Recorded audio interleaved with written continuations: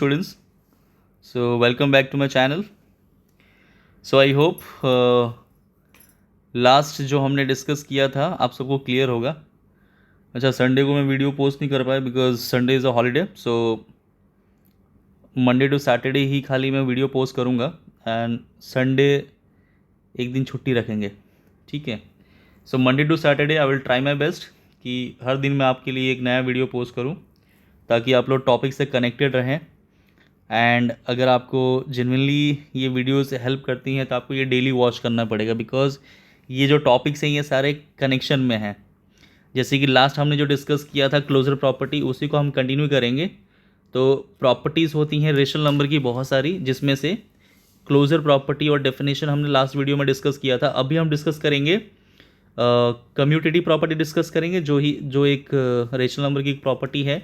Then हम discuss करेंगे, हम एसोसिएटिव प्रॉपर्टी डिस्कस करेंगे, डिस्ट्रीब्यूटिव प्रॉपर्टी डिस्कस करेंगे. यानी अपार्ट फ्रॉम दिस हम कुछ आइडेंटिटी प्रॉपर्टी भी डिस्कस करने वाले हैं. अब वो आइडेंटिटी प्रॉपर्टी क्या होती है, डेफिनेशन के साथ, एग्जाम्पल के साथ हम डिटेल में डिस्कस करेंगे इस वीडियो में.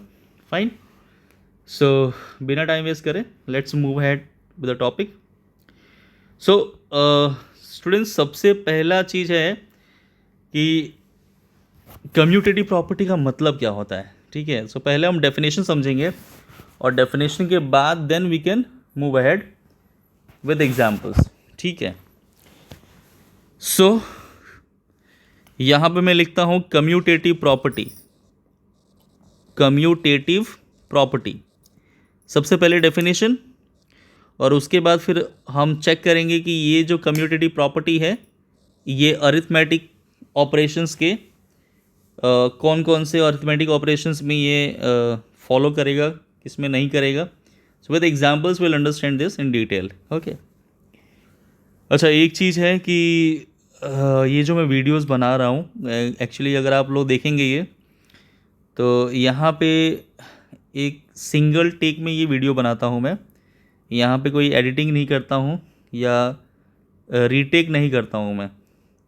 बेसिकली स्क्रीन रिकॉर्डिंग हो रही है, आप लोगों ने देखा होगा. वहाँ पर टाइम भी देखो, तो टाइम अगर आप देखोगे तो वो जितने मिनट का वीडियो होता है वही टाइम वहाँ पे शो होता है. So in case if you see any spelling error and all, so kindly avoid that. वो इग्नोर करना है. आपको कंटेंट पे फोकस करना है, समझाना क्या चाह रहा हूँ उस पर फोकस करना है, लॉजिक समझना है, कॉन्सेप्ट समझना है. स्पेलिंग थोड़ा बहुत मिस्टेक हो तो ठीक है, बट नहीं होगा. बट फिर भी अगर कुछ हो जाए तो you have to ignore that part. Just focus on concept. Okay. So अब ये जो कम्यूटेटिव प्रॉपर्टी है, वापस हम रेशनल नंबर के लिए हम चेक करेंगे कि क्या ये पॉजिटिव नंबर्स के लिए सेट होगा, नेगेटिव नंबर्स के लिए सब्ट्रैक्शन के लिए होगा, देन डिवीजन के लिए होगा एंड मल्टीप्लिकेशन के लिए होगा. तो इन चारों अरिथमेटिक ऑपरेशंस के लिए हम चेक करेंगे. ठीक है. तो सबसे पहले मैं डेफिनेशन की बात करूँ तो कम्यूटेटिव प्रॉपर्टी का बेसिकली डेफिनेशन क्या होता है कि अगर सिंपल भाषा में लिखूँ, मैं एक लाइन में लिखूँ, changing the order does not affect the result. कहने का मतलब क्या है, अफेक्ट द रिजल्ट. सो कहने का मतलब क्या है कि अगर आप ऑर्डर चेंज करो और ऑर्डर चेंज करने पे भी अगर रिजल्ट चेंज ना हो तो उसी को हम कहते हैं कम्यूटेटिव प्रॉपर्टी. ठीक है. अब ये कम्यूटेटिव प्रॉपर्टी हम चेक करने वाले हैं इन सारे ऑपरेशंस के लिए. ठीक है. अब सपोज फॉर एन एग्जांपल अगर मैं रेशनल नंबर के लिए हम चेक करें तो हम एग्जांपल में भी रेशनल नंबर ही लेंगे. अगर सपोज मैंने 1/2 ले लिया प्लस यहाँ पे मैंने 3/2 ले लिया. ठीक है. यहाँ पे मेरा आंसर कितना आ जाएगा, 4/2 मेरा आंसर आ जाएगा. ठीक है. अब यहाँ पे अगर मैं ऑर्डर रिवर्स कर दूँ, ऑर्डर रिवर्स का मतलब क्या है कि यहाँ पे पहले 1/2 था फिर 3/2 था. अगर मैंने इस ऑर्डर को रिवर्स कर दिया, अब मैं पहले 3/2 लिख रहा हूँ, बाद में मैं 1/2 लिख रहा हूँ, तो मैंने ऑर्डर को चेंज कर दिया, रिवर्स कर दिया. ठीक है. अब ऑर्डर रिवर्स करने पे क्या आंसर चेंज होगा, क्या आंसर अलग आएगा? नो, अभी भी आंसर सेम ही आएगा. तो कहने का मतलब ये है कि कम्यूटेटिव प्रॉपर्टी जो है वो एडिशन के लिए फॉलो होगा. रेशनल नंबर में commutative property rational number commutative property addition के लिए फॉलो करेगा।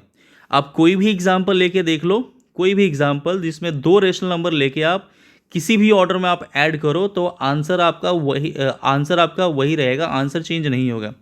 एक चीज़ सिर्फ यहाँ पे ध्यान रखना है, कम्यूटेटिव प्रॉपर्टी का जब भी हम कम्यूटेटिव प्रॉपर्टी डिस्कस करते हैं तो यहाँ पे हम सिर्फ 2 नंबर कंसिडर करते हैं, ओनली 2 नंबर्स, 2 नंबर कंसिडरेशन में रखते हैं, ठीक है।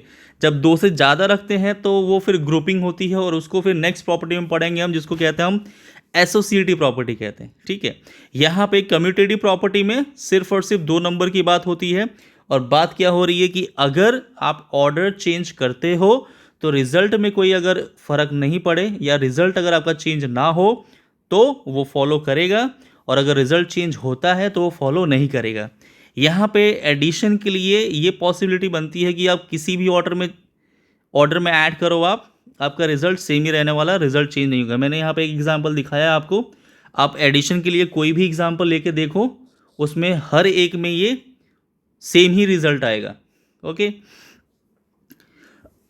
अगर नेक्स्ट जो ऑपरेशन है हमारा सब्ट्रैक्शन, अगर मैं सब्ट्रैक्शन के लिए चेक करूं तो ऑब्वियस ही बात है कि सब्ट्रैक्शन में ये चीज़ फॉलो नहीं होगी। क्यों?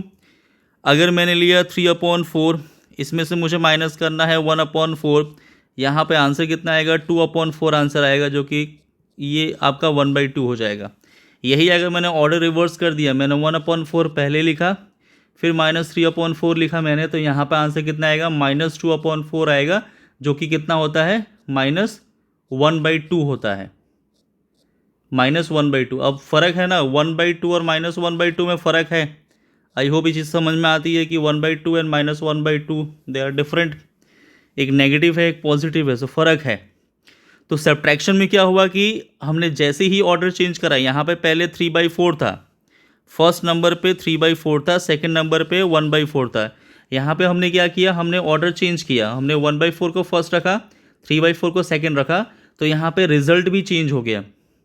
ऑर्डर चेंज करने से अगर रिजल्ट चेंज होता है तो फिर वो कम्यूटेटिव प्रॉपर्टी फॉलो नहीं करेगा। तो सब्ट्रैक्शन के लिए मैं कह सकता हूँ कि ये कम्यूटेटिव प्रॉपर्टी फॉलो नहीं करेगा। किसके लिए? रेशनल नंबर के लिए, ठीक है। अगेन एक एग्जांपल मैंने दिया है, बाकी कोई भी एग्जांपल लेके देख सकते हो आप। सब्ट्रैक्शन के केस में कोई भी एग्जांपल लो, हर एग्जांपल में यही होगा, ओके। अगर मैं बात करूँ मल्टीप्लिकेशन की, तो क्या मल्टीप्लिकेशन में होगा? मल्टीप्लिकेशन में फॉलो करेगा कि नहीं करेगा? तो ये देख लेते हैं, ये भी चेक कर लेते हैं मल्टीप्लिकेशन में होगा कि नहीं होगा। तो कोई भी 2 नंबर को मल्टीप्लाई करके देखते हैं कि 1/2 है इंटू 3/2 है, इसका आंसर आ जाएगा कितना? 3/4 आ जाएगा। यही अगर मैं ऑर्डर चेंज करके देखूं, सो 3/2 पहले लिख दूं, 1/2 बाद में लिख दूं। अब यहाँ पे सॉल्व करने पे मेरा आंसर कितना आएगा? मेरा आंसर आएगा वापस 3/4 ही आएगा। तो यहाँ पे भी ये चीज़ फॉलो हो रहा है कि ऑर्डर चेंज करने से भी क्या हुआ? रिजल्ट सेम ही रहा, रिजल्ट 3/4 ही आ रहा है दोनों केस में, रिजल्ट चेंज नहीं हो रहा है, ठीक है। तो मैं कह सकता हूँ कि मल्टीप्लिकेशन में भी ये कम्यूटेटिव प्रॉपर्टी फॉलो होगा।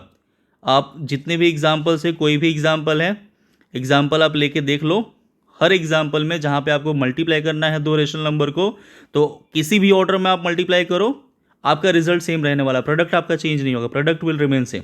फाइन, वेरी सिंपल, बहुत सिंपल डेफिनेशंस हम पढ़ रहे हैं, बहुत सिंपल प्रॉपर्टीज़ पढ़ रहे हैं। अच्छा, ये जो प्रॉपर्टीज़ मैं आपको सबको पढ़ा रहा हूँ, ये प्रॉपर्टीज़ वही प्रॉपर्टीज़ है जो आप लोगों ने 6th स्टैंडर्ड में पढ़ा होगा। ये सारी प्रॉपर्टीज़ आपने नेचुरल नंबर्स के लिए पढ़ा होगा, होल नंबर्स के लिए पढ़ा होगा, वही सारी प्रॉपर्टीज़ हम पढ़ रहे हैं।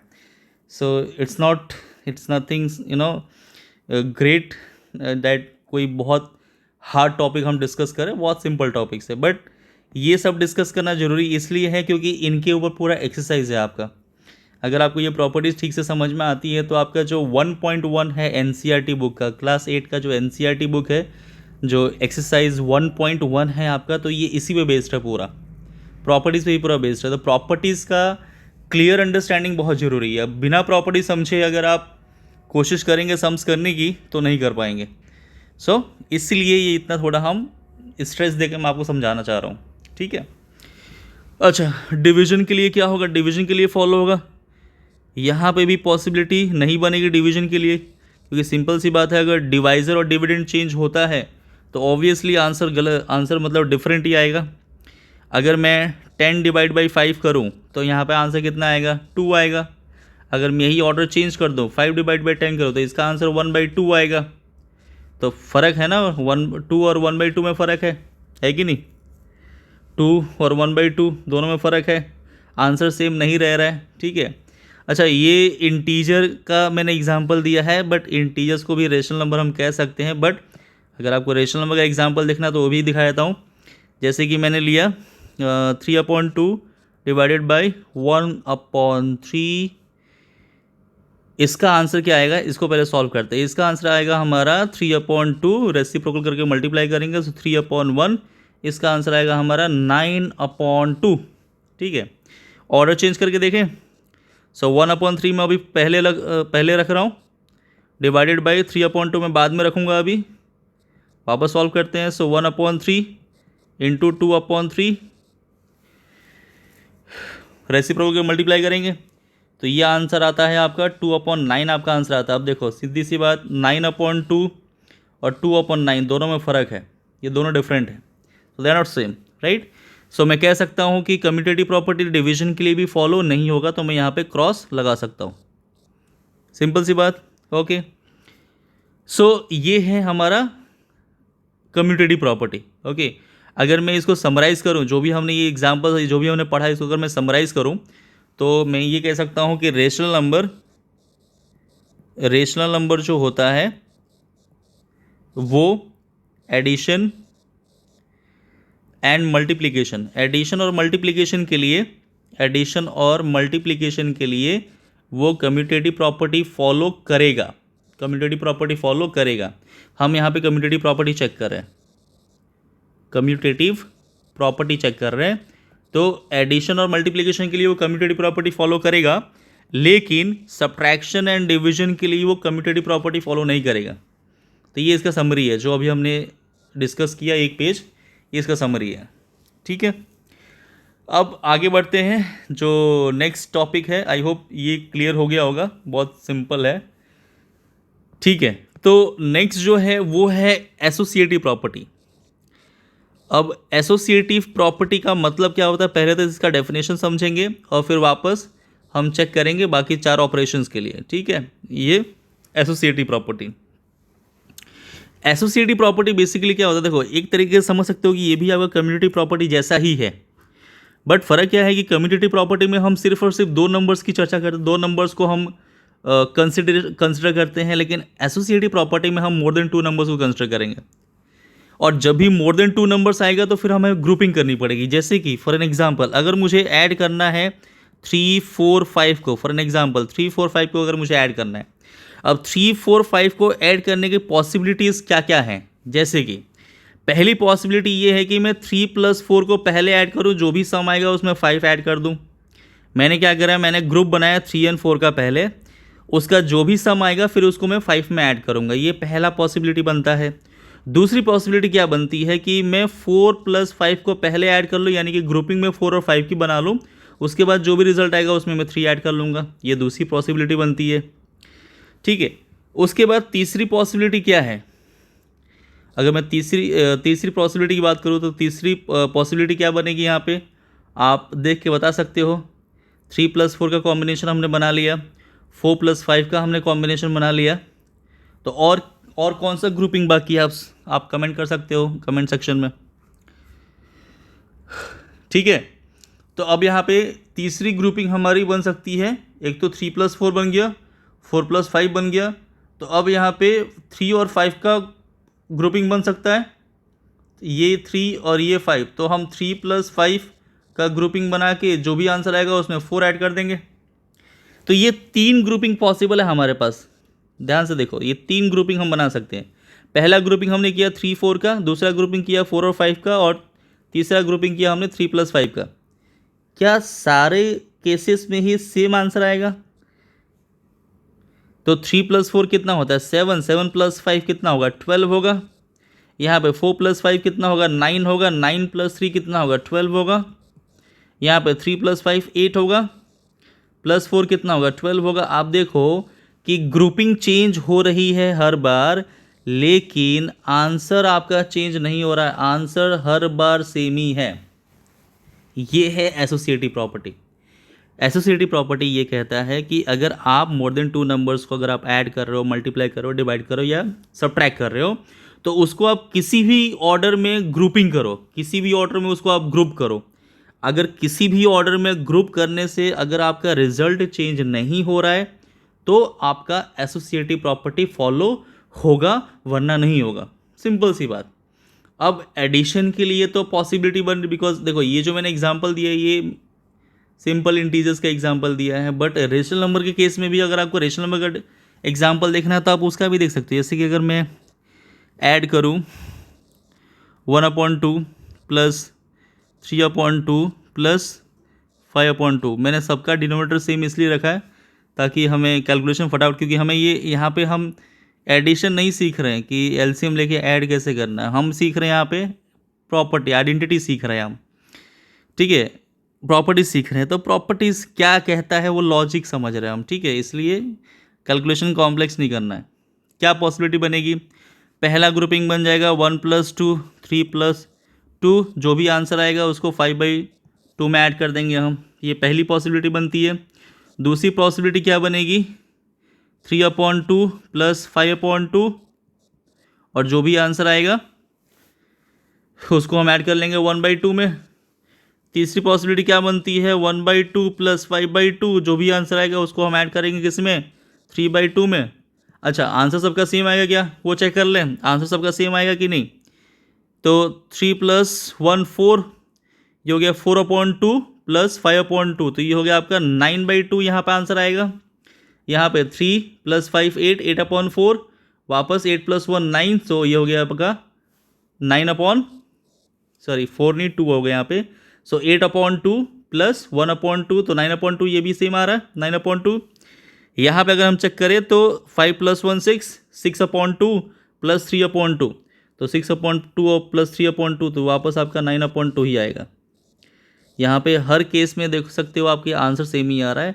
मतलब क्या है कि जो रेशनल नंबर है वो एसोसिएटिव प्रॉपर्टी फॉलो करेगा, किसके लिए, किसके लिए, एडिशन के लिए। बहुत सिंपल सी बात। अच्छा, अब लॉजिक समझते हैं। लॉजिक अगर समझ में आए तो एग्जाम्पल आप खुद भी समझ सकते हो और खुद भी एग्जाम्पल दे सकते हो। तो लॉजिक क्या है, अब अगर यही चीज़ अगर हम सब्ट्रैक्शन के लिए अगर हम समझे, या सब्ट्रैक्शन के लिए अगर हम थोड़ा माइंड में कैलकुलेट करें, तो क्या पॉसिबिलिटी है कि अगर हम 3 नंबर्स को किसी भी ऑर्डर में करें तो आंसर सेम है। जब 2 नंबर्स का ऑर्डर चेंज करने पे सेम आंसर नहीं आ रहा था, तो सीधी सी बात है कि 3 नंबर को ऑर्डर चेंज करने से आंसर कहाँ सेम रहने वाला है। बहुत सिंपल सी बात। फिर भी एक सिंपल एग्जांपल समझ लेते हैं। जैसे कि मान लीजिए 5 है, 4 है और 3 है। कॉम पॉसिबिलिटीज़ क्या क्या बनेगी, ग्रुपिंग क्या क्या बनेगी, 5 - 4 - 3, ये पहला पॉसिबिलिटी है। दूसरा पॉसिबिलिटी क्या बन सकती है, यहाँ से 5 - 3 और फिर यहाँ पे -4, और तीसरी क्या बन सकती है पॉसिबिलिटी, तीसरी पॉसिबिलिटी बन सकती है हमारी, एक बार ही हमने 5 में से 4 माइनस किया, 5 में से 3 माइनस किया, उसके बाद हम कर सकते हैं 4 में से -3 कर सकते हैं और फिर -5 कर सकते हैं। ठीक है, यहाँ पे यहाँ पे आंसर कितना आएगा, 1 - 3, तो इसका आंसर आ गया -2। यहाँ पे आ गया कितना, 2 - 4, तो यहाँ पे कितना आ गया, -2 आंसर आ गया। यहाँ पे भी, यहाँ पे देखिए यहाँ पे कितना आंसर आएगा, 4 - 3, 1 - 5 = -4। सारे रिजल्ट सेम नहीं है, यहाँ पे -4 है, यहाँ -2 है, यहाँ -2 है, तो सब में सेम रिजल्ट नहीं आएगा। और मैंने जैसे बताया कि लॉजिक ये कहता है, लॉजिक क्या था, लॉजिक ये था कि अगर 2 नंबर के लिए ही फॉलो नहीं करेगा तो 3 नंबर के लिए कैसे होगा ये, तो सब्ट्रैक्शन के लिए फॉलो नहीं होगा। Okay, very simple. अच्छा, मल्टीप्लिकेशन के लिए फॉलो होगा कि नहीं होगा, सो डेफिनेटली फॉलो करेगा। मल्टीप्लिकेशन के लिए भी वही सेम लॉजिक है। वापस लॉजिक क्या है, अगर 2 नंबर्स के लिए कर तो 3 नंबर्स के लिए करेगा ही ना, किसी भी ऑर्डर में मल्टीप्लाई करो, क्या दिक्कत है। तो मल्टीप्लिकेशन के लिए फॉलो होगा कि नहीं होगा, एक एग्जाम्पल से चेक कर लेते हैं इसको। मल्टीप्लिकेशन के लिए, सो 1/2 इंटू 2/3 इंटू 3/, छोटे छोटे नंबर लेते हैं ताकि फटाफट कैलकुलेशन हो जाए अपना। ओके, सो ग्रुपिंग बनाएं इसका वापस। सो 1/2 इंटू 2/3, ठीक है, जो भी आंसर आएगा, प्रोडक्ट आएगा, उसको हम 3/2 से मल्टीप्लाई कर देंगे। ये पहला पॉसिबिलिटी है। दूसरा पॉसिबिलिटी क्या है कि 2/3 और 3/2 को हम एक ग्रुपिंग बना ले, फिर जो भी आंसर आएगा उसको 1/2 से मल्टीप्लाई कर देंगे। तीसरी पॉसिबिलिटी क्या बनती है कि 3/2 और 1/2 को मल्टीप्लाई कर लेते हैं साथ में, और जो भी आंसर आएगा उसको फिर हम 2/3 से मल्टीप्लाई कर लेंगे। अब इन तीनों ही केस में क्या आंसर सेम आएगा, चेक कर लेते हैं। सो ये हो गया आपका 2 से 2 कट गया तो कितना बचा, 1/3 बचा। फिर 1/3, 3 और 3 कट गया तो फाइनली बचेगा आपका 1/2। फिर यहाँ पे देखो ये 3 से 3 कट गया, ये 2 से 2 कट गया तो कितना बचा फाइनली आपका 1/2। ये देखो यहाँ पे फाइनली कितना बचेगा, देखो यहाँ पे सॉल्व करते हैं पहले। 3 1 ज़ा 3, यहाँ पे 2 2 ज़ा 4, तो 3/4 इंटू 2/3, ये 3 से 3 कट गया, 2 1 ज़ा 2, 2 2 ज़ा 4, तो इसका आंसर भी कितना आ रहा है, 1/2 ही आ रहा है। अब देखो तीनों ही केस में आंसर 1/2 1/2 1/2 ही आ रहा है। सो तीनों ही केस में आंसर सेम ही आएगा, ठीक है।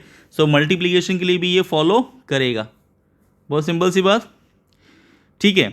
उसके बाद डिवीजन के लिए फॉलो नहीं होगा, बिकॉज वापस सेम लॉजिक है। अगर दो नंबर का ऑर्डर चेंज करने पे ही अगर वो फॉलो नहीं कर रहा था तो डिवीजन केस में कैसे फॉलो होगा।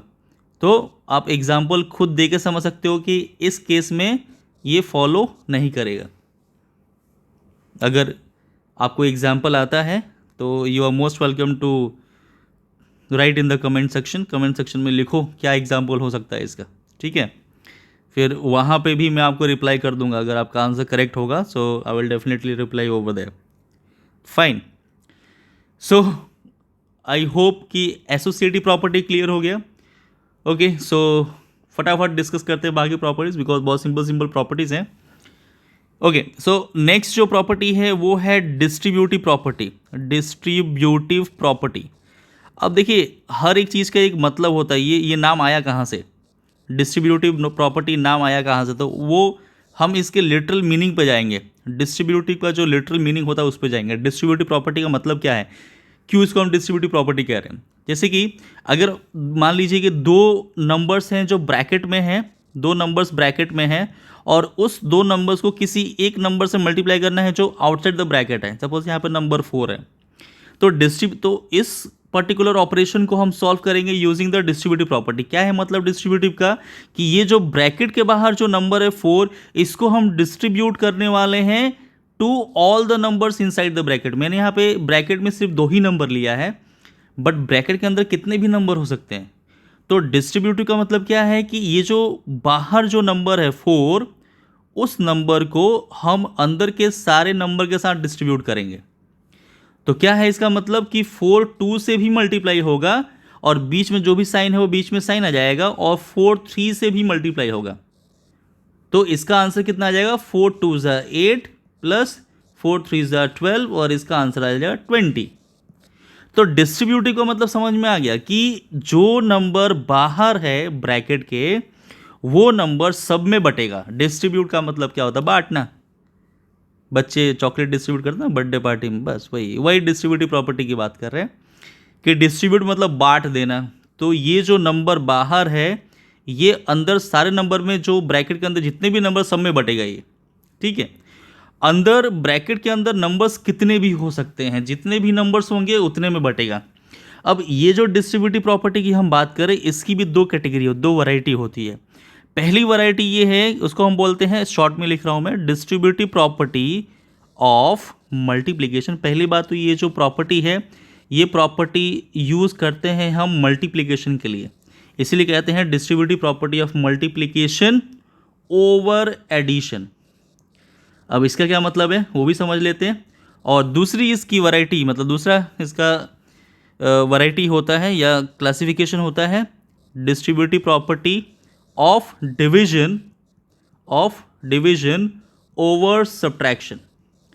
अब ओवर एडिशन ओवर सब्ट्रैक्शन का मतलब क्या है, over addition and over subtraction का मतलब क्या है वो समझते हैं, ठीक है। सो सब्ट्रैक्शन,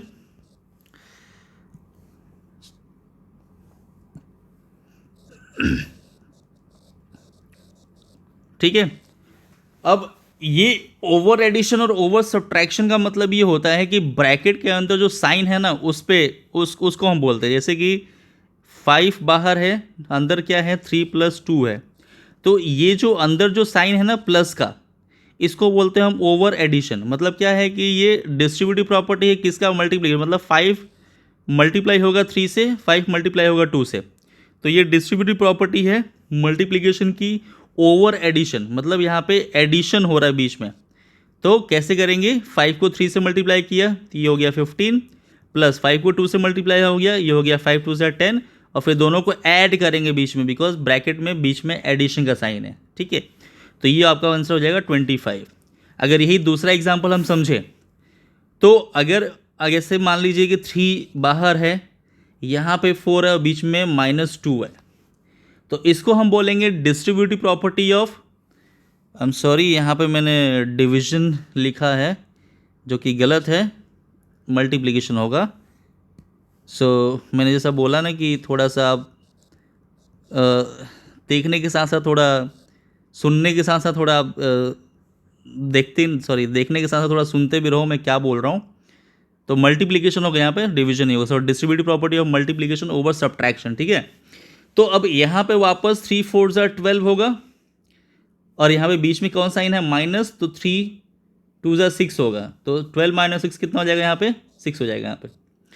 तो distributive property of multiplication over addition का मतलब क्या है कि ब्रैकेट में है क्या, एडिशन, या एडिशन है तो उसको ओवर एडिशन बोलेंगे, और ब्रैकेट में अगर सब्ट्रैक्शन है तो ओवर सब्ट्रैक्शन बोलेंगे। ठीक है, अब इसमें एक चीज़ बहुत इंपॉर्टेंट है जो बच्चे गलतियाँ करते हैं, ध्यान रखना कि कभी भी ब्रैकेट के अंदर मल्टीप्लाई या डिवाइड का साइन नहीं आएगा। जब भी हम डिस्ट्रीब्यूटिव प्रॉपर्टी कर रहे हैं, अगर मैंने ऐसा लिख दिया 2 × 3 तो ये गलत है, ये डिस्ट्रीब्यूटिव प्रॉपर्टी नहीं है। ये कौन सी प्रॉपर्टी है, ये आपकी एसोसिएटिव प्रॉपर्टी बन जाएगी ये। तो जब भी हम डिस्ट्रीब्यूटिव प्रॉपर्टी की बात करते हैं तो ब्रैकेट में प्लस या माइनस साइन ही होना चाहिए। प्लस माइनस साइन के अलावा मल्टीप्लाई या डिवीजन का साइन नहीं होना चाहिए। अगर मल्टीप्लाई या डिवाइड का साइन है मतलब वो डिस्ट्रीब्यूटिव प्रॉपर्टी नहीं है, वो एसोसिएटिव प्रॉपर्टी बन गया। क्योंकि इसकी दो ही कैटेगरी होती है, इसकी दो ही कैटेगरी होती है। डिस्ट्रीब्यूटिव प्रॉपर्टी ऑफ मल्टीप्लिकेशन या तो एडिशन ओवर एडिशन या over subtraction. Over multiplication over division होता ही नहीं है। ठीक है, तो ये बस आपको ध्यान रखना है कि जब भी आप डिस्ट्रीब्यूटिव प्रॉपर्टी यूज़ करें, मेक श्योर कि ब्रैकेट के अंदर या तो प्लस हो या माइनस हो, या तो प्लस हो या माइनस हो। प्लस या माइनस के अलावा और कोई साइन नहीं होना चाहिए। मल्टीप्लाई का साइन है, गलत है, फिर वो डिस्ट्रीब्यूटिव प्रॉपर्टी नहीं है। डिवीजन का साइन है तो फिर वो डिस्ट्रीब्यूटिव प्रॉपर्टी नहीं है। सिंपल सी बात। ठीक है, बस 2 और छोटे से डेफिनेशन है वो भी डिस्कस कर लेते हैं। नेक्स्ट जो है वो है आइडेंटिटी प्रॉपर्टी। आइडेंटिटी प्रॉपर्टी, अब आइडेंटिटी का मतलब क्या होता है, देखो हर एक वर्ड का मतलब है, क्यों वो वर्ड हमने यूज़ किया है यहाँ पे, तो will go by the literal meaning. Identity का मतलब क्या होता है, किसी की पहचान। अगर मैं कहूँ कि मेरी आइडेंटिटी क्या है, तो मेरा नाम विनीत सिंह है, ये मेरी आइडेंटिटी है। ठीक है, तो आइडेंटिटी का मतलब ये है कि कोई नंबर है 4, तो ये 4 की आइडेंटिटी क्या है, 4 है। 4 की पहचान क्या है, इसको हम 4 कहते हैं। ठीक है, ये इसकी पहचान है। अब अगर इस 4 की आइडेंटिटी को मेंटेन करना है, 4 की आइडेंटिटी को बरकरार रखना है या इसको मेंटेन करना है कुछ ऐड करके, मैं चाहता हूं कि मैं इसमें कुछ ऐड करूं बट इसकी आइडेंटिटी ख़त्म ना हो, आइडेंटिटी इसकी यही रहे। तो आप देखो कि अगर मैं 4 में कुछ भी ऐड करूं तो इसकी आइडेंटिटी चेंज हो जाएगी। जैसे कि अगर मैंने 4 में 1 ऐड करा तो ये 5 हो गया, तो 4 का 5 हो गया, आइडेंटिटी चेंज हो गई। अभी तो 5 हो गई ना आइडेंटिटी इसकी, तो आइडेंटिटी चेंज हो गई।